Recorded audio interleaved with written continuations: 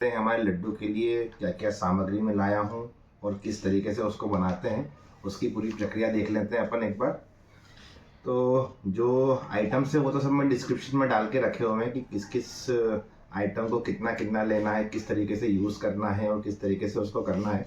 वो आपको मैं सामग्री के साथ में कितना कितने ग्राम या किलो मैंने उनको लिया है और किस किस चीज़ों का उपयोग किस किस तरीके से करते हैं, उसका पूरा मैं डिस्क्रिप्शन के ऊपर डाल रखा है। लेकिन अभी बताने के लिए बता देता हूँ आपको, क्योंकि ये ठंड के लड्डू हैं तो इसके अंदर ऐसी चीज़ें हम डालते हैं कि जिस कारण से हमें ताकत भी मिले, थोड़ी गर्मी भी मिले और कम से कम ये है कि ठंड के टाइम के अंदर हमारी जो खाने की जो इच्छाएं होती है, जो क्रेविंग होती है कि कुछ मीठा खा ले, कुछ अच्छा खा ले, तो हेल्दी भी हो जाए।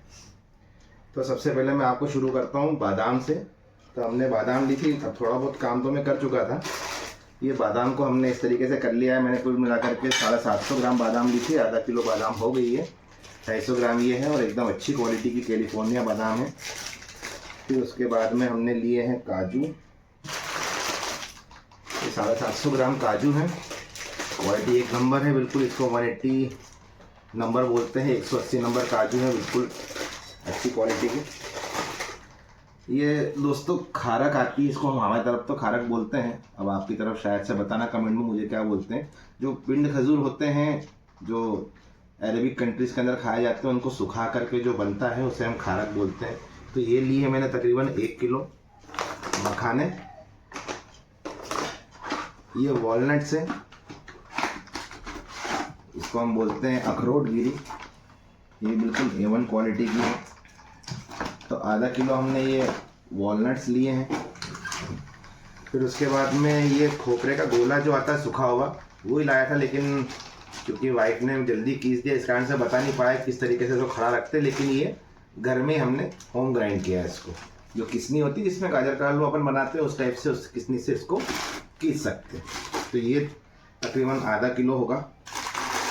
किशमिश लिए हमने, इसके अंदर आधा किलो। ये देखिए बिल्कुल बड़ी बड़ी एकदम जो आती है उस तरीके की किशमिश है। फिर उसके बाद में अंजीर है, ये सूखा अंजीर है, ये 250 ग्राम लिया है। ये पिस्ता है, एक सॉल्टेड पिस्ता आता है दोस्तों, जो मतलब एकदम आखा हम बोलते हैं, जो बिल्कुल कंप्लीट रहता है। तो वो ना लेते हुए, क्योंकि वो सॉल्टेड होता है, तो इस कारण से हमने ये वाला इसमें यूज़ करते हैं, जो पिस्ता निकला हुआ आता है। बहुत अच्छा स्वाद देता है और ताकत से भरपूर, प्रोटीन विटामिन से। तो ये हमने लिया है 250 ग्राम। फिर उसके बाद में खसखस लिए 250 ग्राम हमने।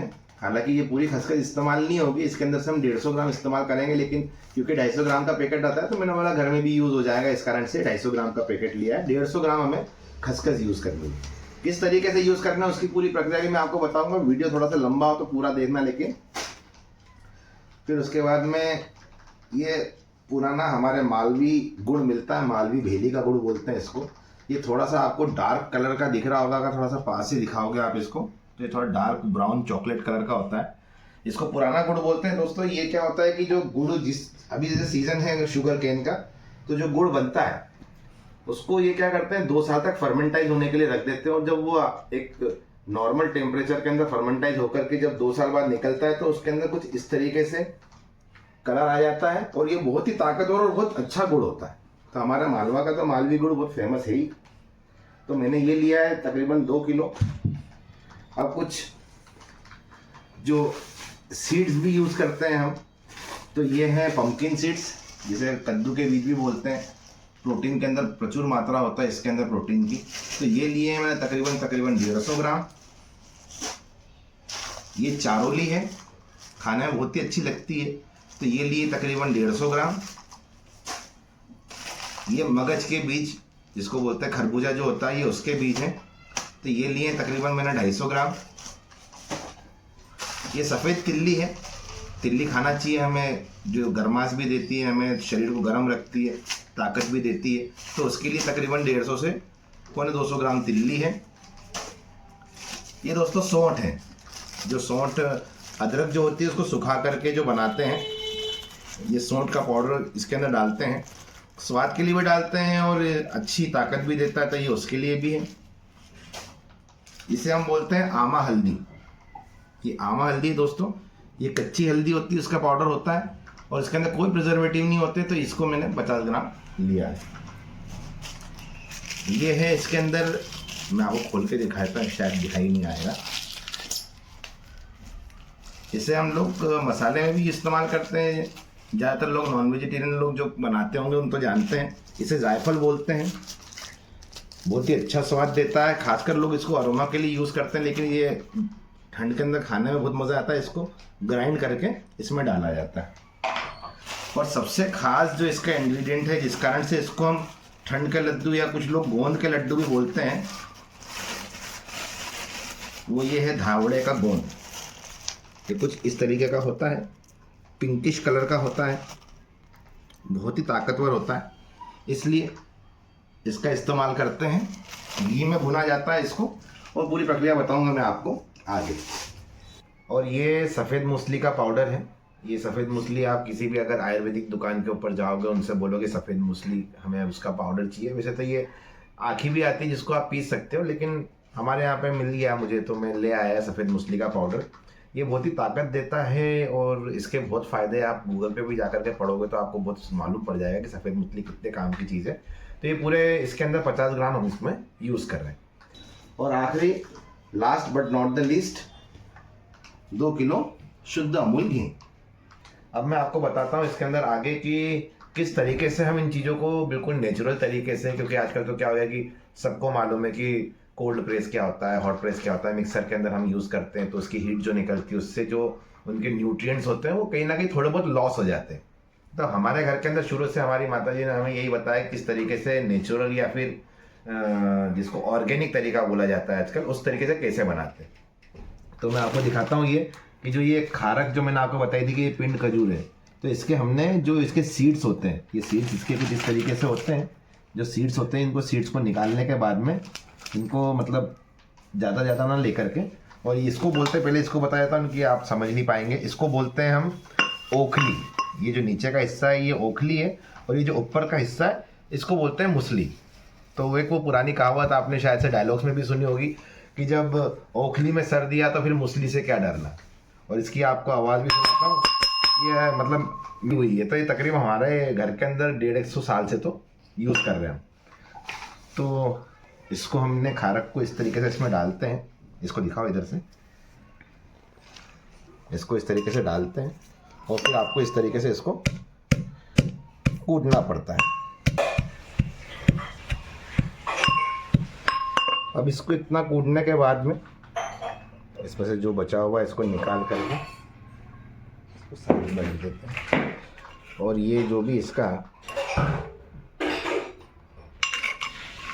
ये इस तरीके से थोड़ा सा ऐसा हो जाता है कि जिसमें थोड़ा नरम भी हो जाए। और हमारी मालवी भाषा, क्योंकि हम जानते हैं यहाँ पर लोकल भाषा बोलते हैं, तो इसको हम लोग दरोठना बोलते हैं। ये पूरी तरीके से ग्राइंड भी नहीं होती है और एकदम मोटी मोटी भी नहीं रह जाती है।